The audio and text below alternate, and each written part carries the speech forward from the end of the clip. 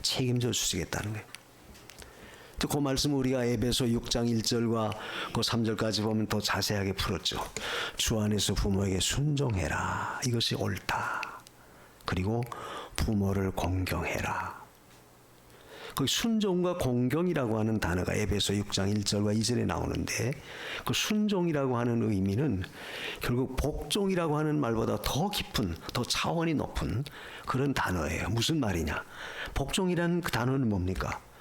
내가 싫든 좋든 무조건 억압적으로, 마치 군대에서 쓰는 용어, 상관이 명령을 내려 돌격해라. 그러면 총알이 막 날라와요. 그래도 상관의 명령이니까 목숨 내놓고도 가야 돼요. 그건 복종입니다. 순종은 뭐냐? 순종은 내가 기쁨으로 단 마음으로 그걸 받아들여서. 그러니까 순종이라고 하는 단어에는 상대에 대한 존경심이 묻어 있다. 그러니까 주 안에서 내 부모를 순종해라 하는 그 말은 결국 내가 기쁨으로 단 마음으로 부모를 받들어 드려라, 순종해라. 그래서 이 기독교의 효는 하나님께서 제정하셨고 또 우리 인간에게 주신 첫째 계명이다. 첫 계명이다. 그 에베소 6장 그 2절에 보면 첫 계명이다. 약속 있는 첫 계명이다. 첫 계명이라고 하는 말은 인륜의 근원이고 근본이다. 으뜸이다 그 말이죠. 그래서 우리가 부모를 공경하는 사람은 결국 그 나머지 10계명, 그 나머지 그 5계명에서 9계명이는 그 계명 안 지킬래 안 지킬 수 없는 거죠. 살인하지 말라. 부모 공경하는 사람이 살인하겠습니까? 요즘에 세상이 얼마나 악한지. 뉴스에도 그런 거 자주 나오잖아요. 무슨 20대 청년이 전혀 관계없는 여고생 칼로 그저 죽였다. 얼마나 악한 일이에요. 근데 그 아이가, 그 청년이 정말 예수 믿고 올바른 신앙을 갖고 있다면 감히 그런 행동 하겠습니까? 절대 할 수 없죠. 어떻게? 부모를 진정으로 공경하는 그 기본이 바로 되어 있었다고 한다면 어떻게 남을 해쳐요? 간음하지 말라. 간음할 수 있겠어요? 할 수가 없죠. 도적질 하지 말라. 도적질 할 수 있겠습니까? 그렇기 때문에 이 부모를 공경해라 하는 이 단어는 모든 인륜의 첫째가는 으뜸가는 기본적인 그런 그 윤리예요. 그런 말씀입니다.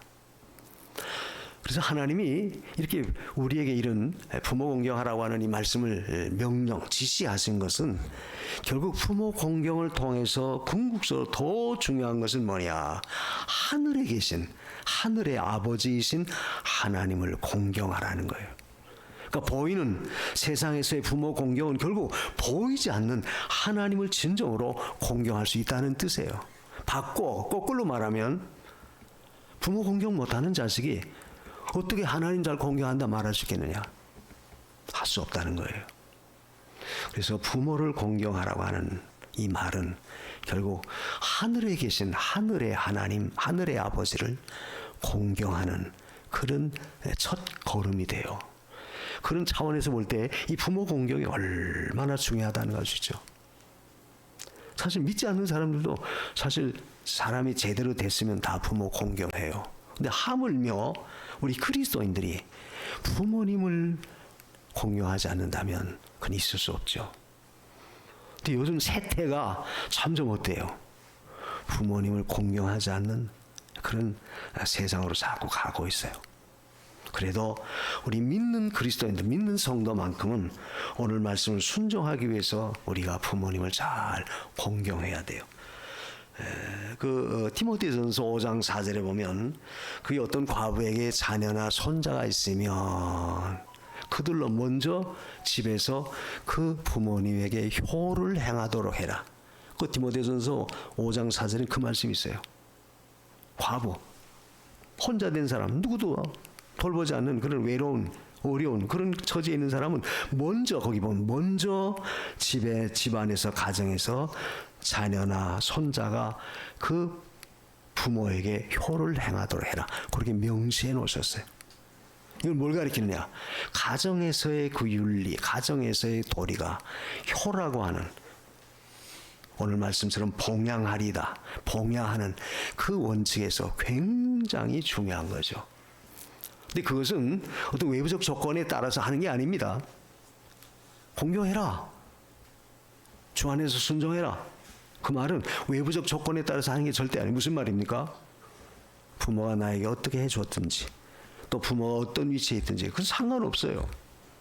부모가 많이 배웠든 무식하든 부모가 출세해서 높은 관직을 갖고 굉장한 인물이 됐든 아니면 그저 아주 초라한 맨 아랫자리에 있는 그런 서민이 천민이 됐든 관계없다. 이게.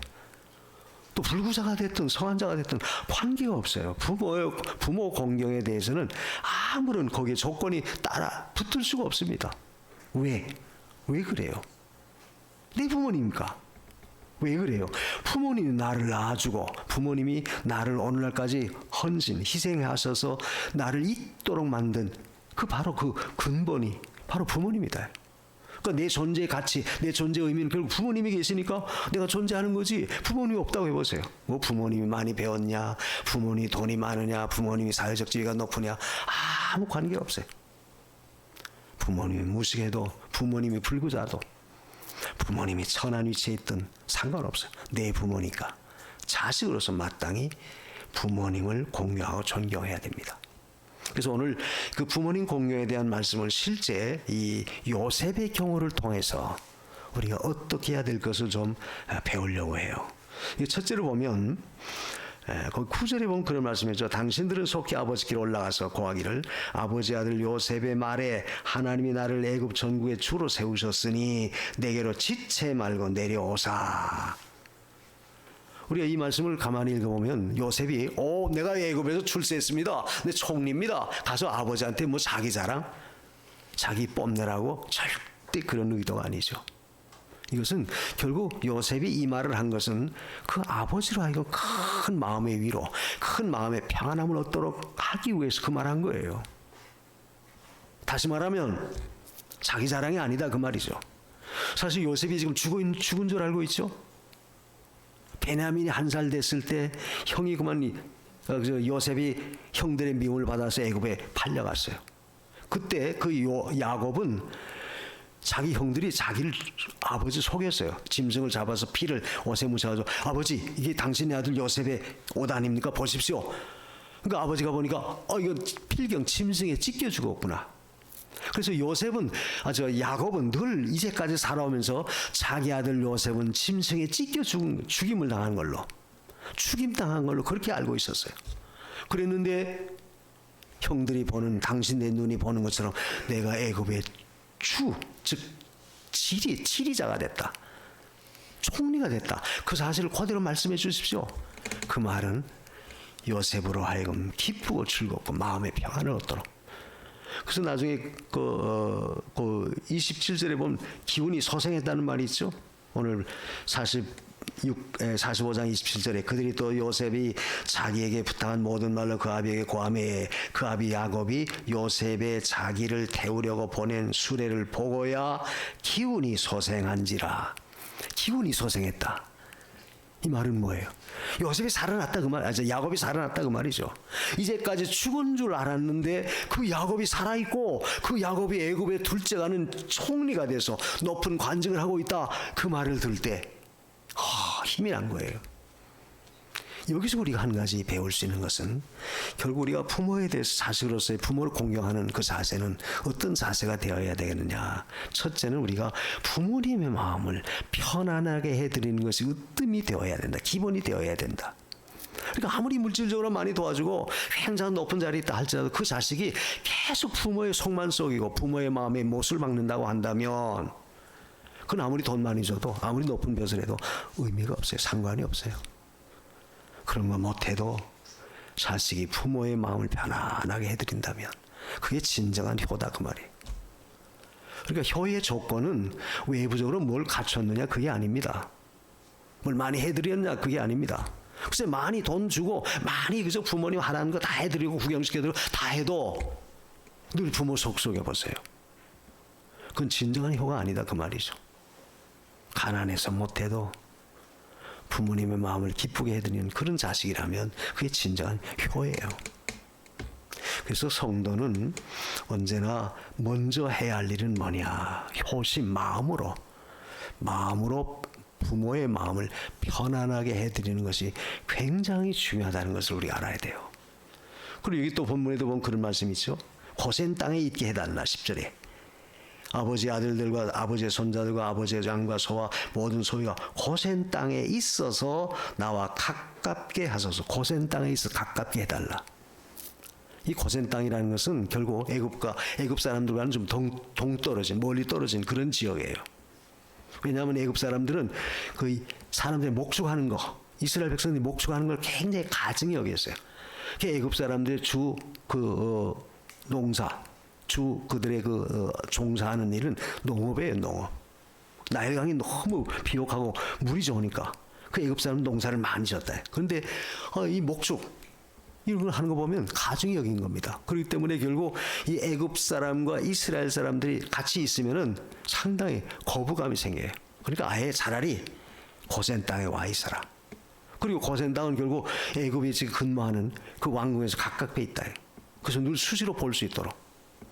그 말은 뭐예요? 부모님이 편안하기 위해서, 마음의 편안함을 얻어드리기 위해서 요셉이 그렇게 특별히 배려한 거죠. 자, 이러한 모든 일련의 그 과정, 일련의 행동을 보면 결국 요셉의 부모를 공경한 것은 첫째로 부모님의 마음을 편안하게 해드렸던 거예요. 그래서 우리도 늘 부모님과 늘 가까이. 그래서 눈에서 멀면 마음도 멀어진다는 말이 있죠. 자꾸 멀어서 안 보면 아무리 자식이라 할지라도 아무리 친족이라 할지라도 가까운 혈육이라 할지라도 눈에서 멀어지면 자연히 마음에서 멀어져요. 그러나 이웃도 전혀 혈육 관계가 아니다 하더라도 늘 이웃이 늘 가까이 만나고 서로 대화해 보세요. 얼마나 가까워요. 그와 같이 우리가 늘 마음속에 부모님과 가까워질 수 있는 그런 행동, 그건 굉장히 중요하죠.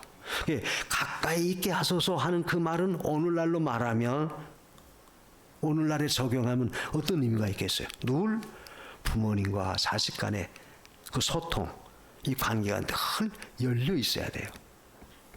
집에 와서 소 닭 보듯이, 닭 소 보듯이 그저 물뚱물뚱 말도 안 하고 늘 부모는 부모, 나는 나다 이런 식으로 만약 있다고 해보십시다. 그 가정이 어떤 가정이에요?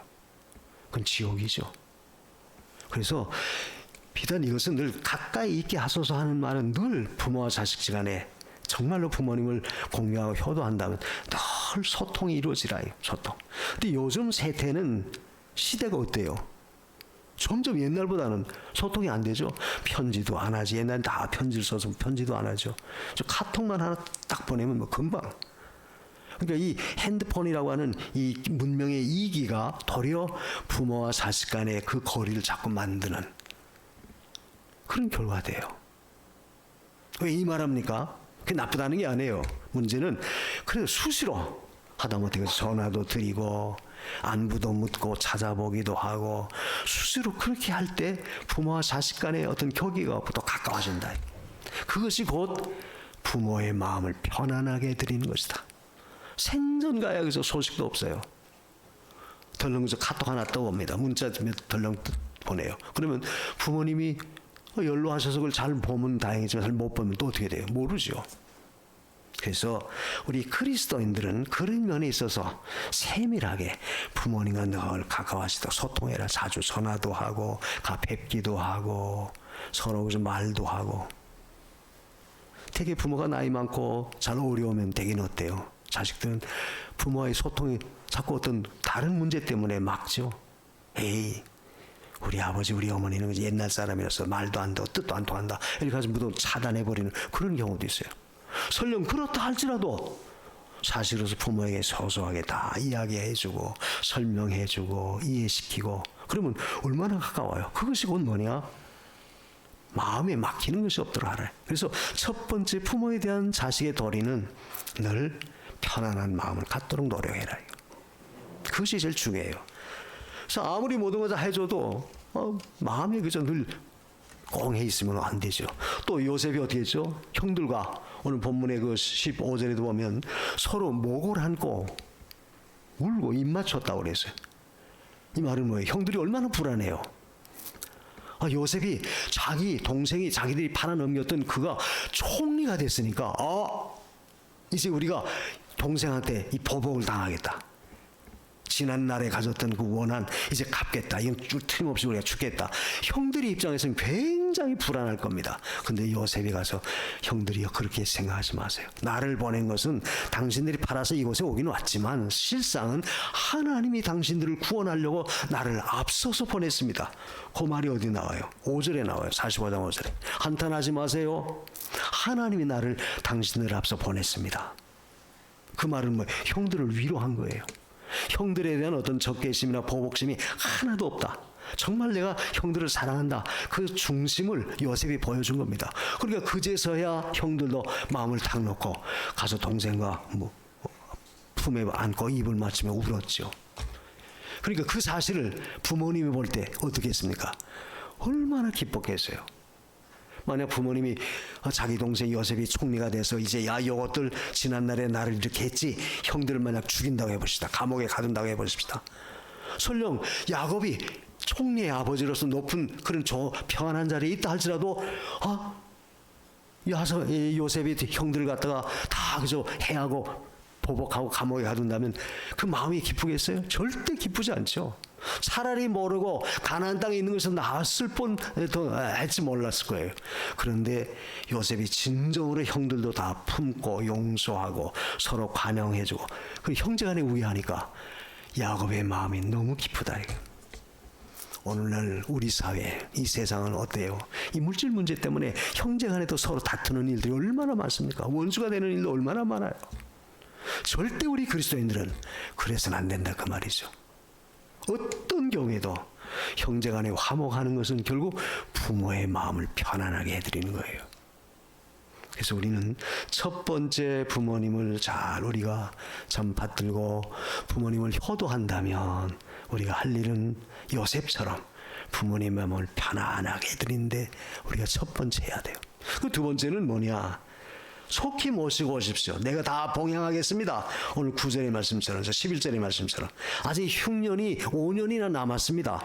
지금 7년 흉년이 들 텐데 지금 2년이 지나가고 현재는 5년이 더 남았어요. 그러니까 5년 동안에 지금 엄청난 기근이 올 텐데 당신들의 모든 가족과 모든 가속 그 소유는 내가 다 책임지겠습니다. 내가 다 먹여주겠다는 거예요. 이 말은 뭐예요? 물질적인 봉양이죠. 그러니까 앞에 것 마음을 편안하게 해드리는 것이 효심이라고 한다면 물질을 들여서 부모로 하여금 어렵지 않도록 도와드리는 행동으로 옮긴 거예요. 그래서 우리가 부모님을 잘 받들고 나갈 때 우리가 실제 마음으로도 그렇게 해야 되고 그 다음에 또 실제 행동으로도 부모님에 대해서 필요한 것을 사실로서 잘 공급해 드려야 돼요. 특별히 노년에도 부모님이 아무런 힘이 없을 때 부모님의 필요한 뭐든 먹을 것이라든지 입을 것이라든지 그들이 거처할 수 있는 모든 것을 다 자식이 보살피는 것은 중요하죠. 따뜻한 음식을 해드리고 따뜻한 의복을 해드리고 필요한 물질 용돈을 들여서 어려움 없도록 만들어드리고 이렇게 하는 것은 그건 당연히 자식으로서 마땅한 거예요. 이게 바로 요셉의 경우는 내가 책임지겠습니다. 내가 당신의 모든 가족들을 내가 책임지겠습니다. 우리가 성경에도 보면은 그 부모에게 효도한 사람들, 오늘 본문에 나오는 이 요셉 같은 경우, 그러니까 하나님 잘 되게 해줬죠. 또 모세도 그러지 않았습니까? 그 어머니가 모세를 얼마나 희생적으로 석 달 동안 몰래 숨겨 길렀다가 나중에 애굽으로 입적이 돼서 양자가 됐을 때 또 들어가서 젖을 먹이는 유모로서의 그 모든 삶. 그랬을 때 그 모세 어머니도 모세를 위해서 얼마나 헌신적이었습니까? 그러니까 모세도 그 어머니를 잘 섬겼다. 또 그 중에 우리가 잘 아는 효의 그 모본이라고 할 수 있는 분 누굽니까? 성경에서 예수님은 누가 보면 이자에 보면 나면서부터 가서 부모님을 받들었다 그랬어요. 어렸을 때부터 부모님을 받들어 순종했다. 그리고 마지막 예수님 십자가에 못 박혀 운명하실 때 사랑하는 제자 사도 요한에게 말했죠. 내 어머니다. 이제 예수님은 못 박혀 죽으시니까 더 이상 어머니를 섬길 수가 없어요. 그러니까 그 사랑하는 제자의 사도 요한에게 내 어머니다. 즉 내가 죽은다면 네가 어머니 아들 노릇, 내 대신 아들 노릇 해서 잘 섬기라는 거예요. 이게 효의 참 근본을 바로 그리스도께서 보여주셨어요. 무엇을 가리켜요? 오늘날도 우리는 세상에 살면서 그리스도인들이라면 이와 같이 부모님의 필요를 다 공급해드리고 보살펴드리는 그 책임과 의무를 다해야 돼요. 부모님이 돈이 있으면 어다든지 잘 보이고, 부모님이 어떤 생활권이 없고 돈이 하나도 없다면 부모님 내팽개치고, 그 우스갯소리인지 모르지만 어떤 그 시어머니가 손에 큰 다이아몬드 반지를 끼고 있었다고 그래요. 그러니까 그 며느리들이 얼마나 잘하는지 서로 이제 경쟁적으로 잘해요. 나중에 부모님 세상 떠났어요. 근데 그 보니까 다이아몬드 반지가 뭐냐? 모조품이에요. 모조품. 그러니까 다이아몬드 때문에 만약 저 며느리들이 그렇게 부모를 받들고 공경했다면 그건 위선이죠. 진정한 공경, 존경심이 없는 거예요. 우리 어떤 물질에 좌우돼서 잘하면 나중에 내가 더 많은 유익을 부모님께로부터 받겠다, 그런 어떤 조건적인 대가를 위한 그런 것이 아니라 온전히 부모의 희생에 대해서 감사해서 정말 내게는 모든 물질을 기울여서 다 공양하고 봉양해야 돼요. 그게 자식의 도리죠. 그리고 마지막으로 오늘 말씀 속에서 제일 중요한 것은 여기 보면 고센 땅에 있게 하라 그렇게 말했죠. 고센 땅에서 늘 가까이 대하게 하소서. 이 고센 땅이라고 하는 것은 앞에서도 설명했지만 결국 애굽 사람들이 미워하고 가증히 여기는 그런 생활 속, 그런 문화 속에서는 사실 가나안 땅에서 애굽으로 내려왔다가도 얼마나 힘들겠어요. 그런 앞으로 살아갈 때만 요셉이 있을 때는 뭐 괜찮지 모르겠지만, 만약에 요셉이 그 관직에서 내려오고 요셉이 죽은 다음에 그 얼마나 힘들겠어요. 근데 고센 땅에서 생활하도록 하게 하라는 것은 결국 그들로 하여금 자유롭게, 이스라엘 백성들로 하여금, 즉 그 야곱의 자손들로 하여금 자유롭게 살 수 있는 그 기틀, 그 기반, 환경을 조성해 준 거예요. 자유롭게 산다는 게 뭐겠습니까? 애굽 사람들의 문화는 전부 우상의 문화예요. 우상 숭배 문화예요. 10가지 재앙을 내릴 때도 그 10가지 재앙을 내리는 것은 결국 그들의 섬겼던 우상을 다 하나님이 징치한 거예요. 그런 의미가 있어요. 왜 이 말합니까? 결국 애굽의 문화 속에 동화돼서 살아갈 때 그 이스라엘 사람들은 결국 하나님 섬기는 것을 못해요. 못하게 돼요.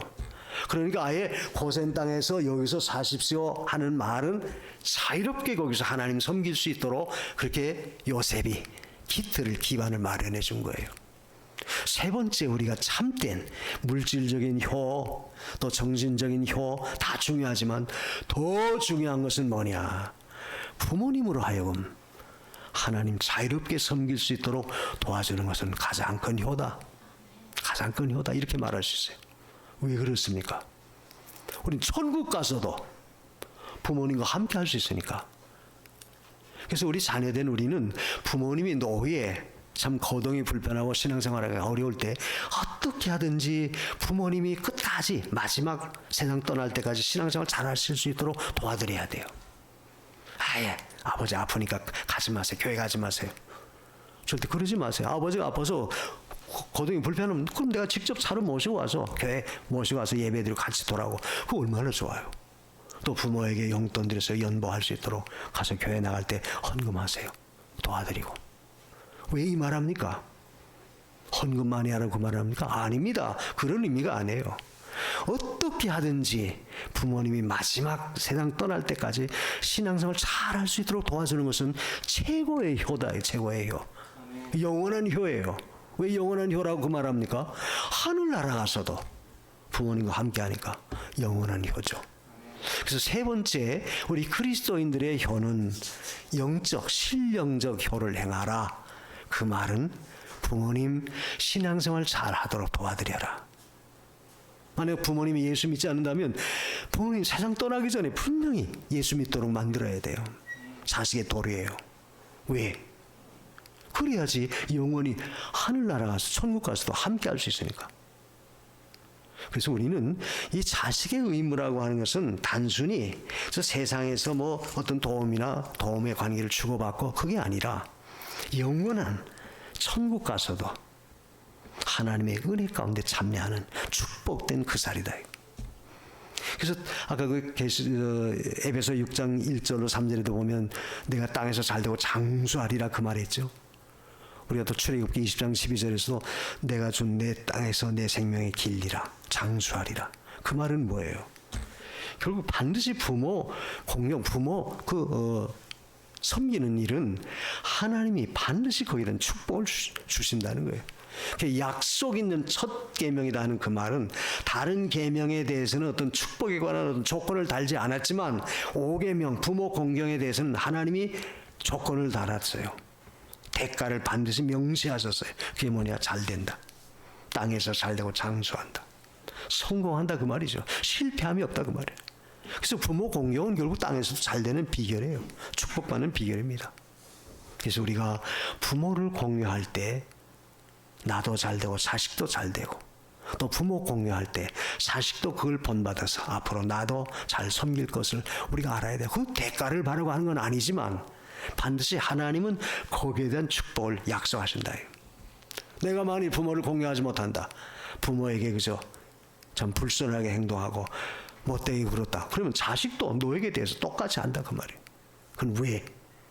부모는 자식에 대한 선생이니까 다 보고 배운다.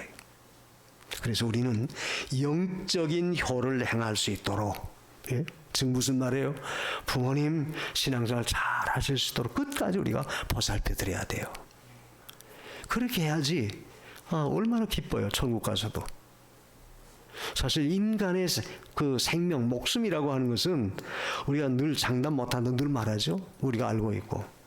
그 말은 기회가 없다 그 말이에요. 사실 부모님이 아직도 예수 영접하지 못하고 신앙을 갖지 못했다면 그 기회가 얼마나 있을지 우리는 장담 못해요. 하룻밤 사이에 어떻게 될지 모른다. 즉 시간이 촉박하다 그 말이죠. 그러므로 우리는 부모님의 구원에 대해서 자식으로서의 의무를 다해야 되고 또 부모님이 신앙생활 잘하시면 끝까지 늙어서도 움직이기 어려울 때도 끝까지 신앙생활 할 수 있도록 도와드려야 돼요. 전 부모님 교회 나가면 다칠까봐 가지 마세요. 물론 자식의 입장에서는 인간적인 생각으로 그렇게 말할 수 있겠죠. 거동도 불편한데 가다가 다치면 어떻게 해요? 가지 마세요. 가지 말라고 하지 말고는 적극적으로 모셔다 드리면 얼마나 좋아요. 가지 말라고 해서 교회 안 가보세요. 부모님이 어떻게 되겠어요? 그 신앙이 점점 신앙이 약해지죠. 가뜩이나 나이 많아서 늙어지면 모든 기력이 쇠하여지고 의지도 다 꺾어지고 약해지는 편인데 그렇게 자꾸 도와주진 못할 망정 자꾸 막아버리면 부모의 신앙은 점점 쇠퇴해져 약해져요. 어쩔 수 없어요. 그래서 그런 차원에 보더라도 우리는 마지막까지 부모님 잘 신앙생활 할 수 있도록 도와드려라. 이게 우리 자식된 도리예요. 그렇게 하면 그것이 결국 나도 하나님 앞에 복받고 또 그로 인해서 나도 그 은혜 가운데 참여하게 된다. 그러므로 오늘 우리가 어버이 주일을 맞이해서 늘 듣는 이야기고 늘 그저 귀에 못이 박히는 그런 똑같은 말씀이지만 문제는 실제 생활 속에서 우리가 그것을 나타내 보여줘야 돼요. 그래서 신앙생활이라고 하는 것은 결국 하나님의 은혜 가운데 할 수 있는 것이지만 그러나 그것은 결국 우리가 그 말씀을 어떻게 순종하느냐 그 요구에 따라서 하나님이 하시는 역사도 다 달라진다. 성령의 도우심도 달라질 수 있다. 내가 힘쓰면 반드시 성령이 도우시고 내가 힘쓰지 아니하면 성령도 우리를 돕지 않는다. 그런 차원에서 볼 때 우리는 언제나 부모 공경이 굉장히 중요하다. 우리가 다른 성에 보면은 부모를 경홀히 여기는 자. 그 말은 부모를 없이 여기는 자라 그 말이죠. 그런 자는 아예 죽이라는 거예요. 율법은 아주 엄격하게 부모에 대해서 잘못한 그 자식에 대해서는 아주 엄격하게 하나님이 참 경고하셨어요. 우리가 신명기 27장 16절에도 그 말씀이 있어요. 부모를 공경하지 아니하면 저주를 받으리라. 공경이라고 하는 그 말은 무시하는 그 말이죠. 경홀히 여기면 저주를 받는다. 그래서 우리 그리스도인들은 항상 부모님 공경은 우리의 마땅한 도리고 이것은 하늘의 아버지이신 하나님의 명령이다. 하나님의 명령인데 우리가 어떻게 거역해요? 또 그것은 결국 하나님 공경은 결국 보이는 부모를 통해서 나타나시는 것이다. 이걸 깨닫고 우리는 언제나 부모님 공경에 대한 것을 잘 우리가 실천해야 돼요. 그리고 늘 말하지만 우리 기독교의 효의 개념은 사후가 아닙니다. 생전 살아계셨을 때 하는 것이 원칙이에요. 또 하나님 그걸 강조했어요. 그러나 다른 이방 종교는 어때요? 사후에 돌아가신 다음에 뭐 굉장하게 부모의 어떤 죽음을 슬퍼하고 거기에 대해서 도리를 다한다 해서 뭐 제사 거창하게 드리고 아무리 하죠. 의미 없어요. 소용 없어요. 죽은 사람이 그럼 뭐 받아요? 그건 결국 자기 체면 세우기 위해서 하는 것이지. 의미가 없습니다. 우리는 그리스도인들은 살아계셨을 때 부모님께 자식된 도리 다 해야 돼요. 그래서 오늘 말씀 속에서 우리는 이 요셉의 공경을 통해서 언제나 부모님의 마음을 편안하게 해드려라. 자주 대화하고 자주 연락하고 자주 찾아뵙고 자주 의견을 듣고 소통하라. 나이 많고 뭐 세대 차이가 나고 늙으면 그렇지. 절대 그렇게 아주 무시하지 마세요. 그 부모님도 당신 같은 젊음, 당신 같은 그런 활동하는 그런 때가 다 있었다. 그러니까 우리는 아무리 부모님이 그렇다 하더라도 그러면 이해를 시키고 잘 말하고 소통시켜주고 그렇게 자꾸 해서 그 마음을 편안하게 해드리는 거. 그리고 늘 우리가 물질적으로도 잘 도와드리고 그리고 더 중요한 신앙적으로 부모님을 끝까지 신앙생활 잘 할 수 있도록 보살펴드리는 그런 믿음의 사람들 되시기를 축원합니다. 기도하십시다. 우리가 존재하는 것은 결국 부모님이 계셨기 때문에 우리가 존재하는 거예요. 또 부모님 공경은 결국 보이지 않는 하나님 공경의 그림입니다. 그림자예요. 그래서 하나님 부모님 공경 잘 할 수 있게 해주세요. 또 부모된 우리는 우리가 자녀를 노엽게 하지 말라 그랬죠. 자녀의 본이 돼서 자녀들이 정말 존경할 줄 아는 그런 부모가 되게 해주세요. 다 같이 기도하십시다. 하나님 감사합니다.